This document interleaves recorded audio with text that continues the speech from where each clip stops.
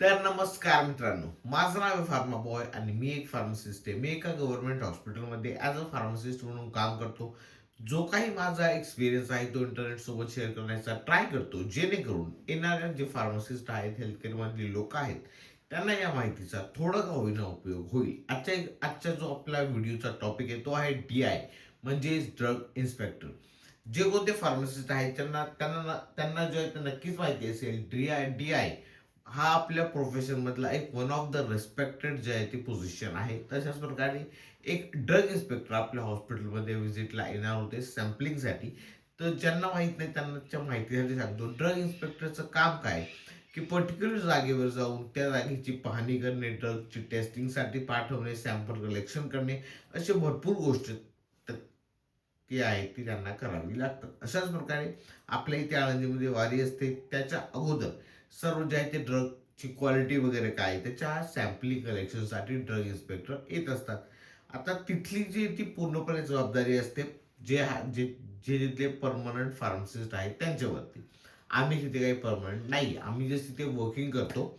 तर सर्व जबाबदारी आमच्या सिनियर मॅडमवर असते. पण मॅडम सध्या काही कारणामुळे सुट्टीवर होत्या. त्यामुळे तिथली जी आहे ती पूर्ण वर्किंगची ऑथॉरिटी ती माझ्याकडे होती. त्यामुळे मी जस्ट ब्रेकला आलो होतो. त्यामुळे मला कॉल आला, की ड्रग इन्स्पेक्टर तिथे आलेले आहेत. फक्त जाऊन ते काय म्हणतील त्या गोष्टी त्यांना दे म्हणून. तर ऑलरेडी मी आजपर्यंत तिथले जे कोणते स्टाफ होते त्यांनी सर्व गोष्टी त्यांना दिल्या. फक्त त्यांना एवढं चेक करायचं होतं, की तिथे ऑलरेडी कोणता फार्मासिस्ट आहे किंवा नाही आहे ते. त्यामुळे मी तर होतोच. माझं रजिस्ट्रेशन वगैरे आहे. सर्व गोष्टी क्लिअर आहेत. त्यामुळे तिथे कोण फार्मासिस्ट आहे किंवा नाही हे चेक करण्यासाठी मला तिथे बोलवलं होतं. आता फर्स्ट टाईम माझं ड्रग इन्स्पेक्टर सोबत इंटरॅक्शन. मी खूप स्ट्रेसमध्ये आहे. कारण याच्या अगोदर मी कधीही कोणत्या ड्रग इन्स्पेक्टरशी काही इंटरॅक्शन नाही, काही म्हणजे काही हेच नव्हतं, संबंधच नव्हता ना.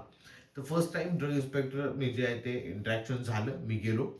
त्यांनी विचारलं की बी फार्मसी झाले का डी फार्मसी झाले, रजिस्ट्रेशन आहे किंवा नाही, कुठून केले वगैरे वगैरे सर्व गोष्टी सांगितल्या. तुम्ही मेडिसिन डिस्कार्ड कसे करता, असे एक दोन बेसिक प्रश्न विचारले त्यांनी. ते सर्व मी त्यांना सांगितलं. पण फर्स्ट टाइम लिटरली ड्रग इन्स्पेक्टरची बघून माझं एकदम स्ट्रेसमध्ये होतो मी. त्यामुळे आणि त्यानंतर मला कळालं की आपली तिथे काही जास्त प्रॉब्लेमॅटिक नसतं. जे काही जबाबदारी असते ती सर्व परमनंट फार्मासिस्टवर असते. आणि परमनंट फार्मासिस्ट जरी असतील तरी त्यांच्यावर देखील काही प्रॉब्लेम नसतो. कारण ते फक्त येतात जे आहे ते ड्रग टेस्टिंगसाठी. म्हणजे आपल्याकडे सध्या आता फार्मसीमध्ये कोणती कोणती औषधं आहेत, त्यांची क्वालिटी कशी आहे, चांगल्या क्वालिटीची आहे किंवा नाही आहे, ते खराब आहे, हे सर्व फक्त सॅम्पल कलेक्शनसाठी ड्रग इन्स्पेक्टर आपल्या इथे येत असतात.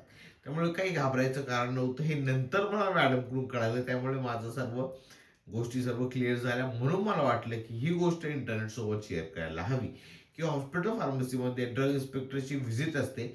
जेव्हा ते आपल्या फार्मसीमध्ये कोणती औषधं आहेत त्याचे सर्व सॅम्पल घेऊन जातात. आय थिंक 3 त्यांनी सेक्शनमध्ये सॅम्पल घेऊन गेले. एक ते लॅबला येतात, स्वतःकडे होतात आणि एक पुढे जो आहे तो टेस्टिंगसाठी जातो. असे 2-3 प्रकारचे ते बंचमध्ये सॅम्पल ते घेऊन जातात. त्यांनी अमॉक्सिसिलिनचे टॅबलेटचे सॅम्पल घेऊन गेले. त्यानंतर 2 प्रकारचे कफ सिरपचे सॅम्पल घेऊन गेले. असे 3-4 प्रकारचे जे आपण आहे ते सॅम्पल घेऊन जातात. टेस्टिंग करतात, रिपोर्ट पाठवतात आणि मग आपण ते अ, पुढे ते औषध द्यायची, नाही द्यायची हे त्या सर्व गोष्टी ठरवतो. तर बेसिक जी आपली माहिती असणं गरजेचं आहे ॲज अ फार्मासिस्ट म्हणून. ड्रग इन्स्पेक्टरचं काम काय आहे, की त्या मेडिसिनची क्वालिटी कशी आहे, त्याचं ॲनालिसिस करण्यासाठी सॅम्पल कलेक्शन करणे, सर्व डाटा कलेक्ट करून तुम्ही पाहिलं असेल बाहेर पण असे जे आहेत ते ड्रग इन्स्पेक्टर रेड वगैरे टाकतात मेडिकल स्टोअरवर. तर तर तेव्हा पण आता जर बाहेरचा आता मेडिकल स्टोअरवर जर कोणी अशी जर रेड मारली, तर तिथला जो फार्मासिस्ट आहे त्यावर केस कदाचित होऊ शकते. कारण त्याने जे ते असे म्हणजे मेन प्रॉब्लेम जो असतो तो मॅन्युफॅक्चरिंग कंपनीला फेस करावा लागतो, की त्यांचा प्रॉडक्ट खराब आहे. आणि जर तो प्रॉडक्ट खराब आहे हे माहीत असूनही जर आपण तो प्रॉडक्ट विकतोय आपल्या दुकानात, तर मग त्या फार्मासिस्टवर जो आहे तो प्रॉब्लेम क्रिएट होऊ शकतो. पण हॉस्पिटल फार्मसीमध्ये तसं नसतं. तिथे काय आहे, की जे कोणते मेडिसिन येतात, औषधं येतात ते आपल्याला आपल्या एका पर्टिक्युलर कंपनी थ्रू त्यांचे जे आपण घेऊन येतो. तर जर त्या ड्रगच्या यामध्ये काही क्वालिटीचा प्रॉब्लेम आढळला तर तो जो डायरेक्टली प्रॉब्लेम फेस करावा लागतो तो कंपनीला लागतो. त्यामुळे तिथे फार्मसिस्टचा काही प्रॉब्लेमॅटिक गोष्ट नसते. त्यामुळे ही गोष्ट मला नंतर कळल्यामुळे मग मला थोडंसं माझ्या जीवात जीव आला, की बाबा आपलंही इथे काही प्रॉब्लेमॅटिक होणार नाहीये. त्यामुळे मग ही गोष्ट इंटरनेटसोबत शेअर करावीशी वाटली, की आणि तिथे काय ड्रग इन्स्पेक्टर आल्यामुळे मलाच थोडासा हे बसला, की आता मी काय करू? काय सांगायचं त्यांना? काय बोलायचं त्यांना? अशा गोष्टी झाल्या. त्यामुळे तिथे आपल्याला स्ट्रेस फ्री राहणं गरजेचं आहे. सगळ्या गोष्टी ज्या आपल्याला माहीत आहे, ते प्रॉपरली सांगणं गरजेचं आहे. असं मला वाटतं, की म्हणजे प्रत्येकानेच असं काही म्हणजे फक्त एक माहिती देण्यासाठी मी करतो, की ड्रग इन्स्पेक्टर आले आणि माझी थोडीशी स्ट्रेसमध्ये मी गेलो.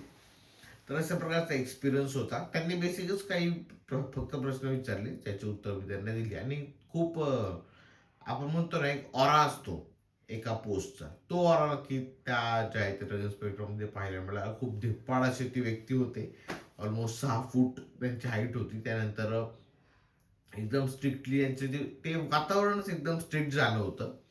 त्यानंतर ऑलमोस्ट जाताना आपण बाय बाय करून गेले वगैरे. त्यानंतर खूप फ्रेंडली वातावरण झालं. पण खरंच खूप ड्रग इन्स्पेक्टरसाठीचा जो आपण म्हणतो त्या पोस्टची रिस्पेक्ट म्हणा, ती खूप जास्त असते. ते आता स्टाफकडे बघून मला ते कळालंच, की एक ड्रग इन्स्पेक्टरची रिस्पेक्ट खूप असते आणि त्याच प्रकारचे ड्रग इन्स्पेक्टर होते. सो एक्सपिरियन्स खूप चांगला होता. सो आजच्या व्हिडिओसाठी एवढंच. फक्त एवढं शेअर करायचं होतं, की ड्रग इन्स्पेक्टर सोबत आपण जे आता नवीन नवीन फार्मसीवाले जे असतात त्यांचा ड्रग इन्स्पेक्टर आला असं म्हटल्यावर कसं झालं ते त्याबद्दलचा हा व्हिडिओ होता. म्हणजे ते म्हणतात ना, लांडगा आला रे आला, ते अशी घाबरण्याची भीती, एकदम असं भीतीदायक वातावरण झालं होतं माझ्या मनामध्ये. तेच इंटरनेट सोबत शेअर करण्यासाठी हा व्हिडिओ. आजच्या व्हिडिओसाठी एवढंच. भेटूया नवीन अशा एका व्हिडिओ सोबत. तोपर्यंत धन्यवाद.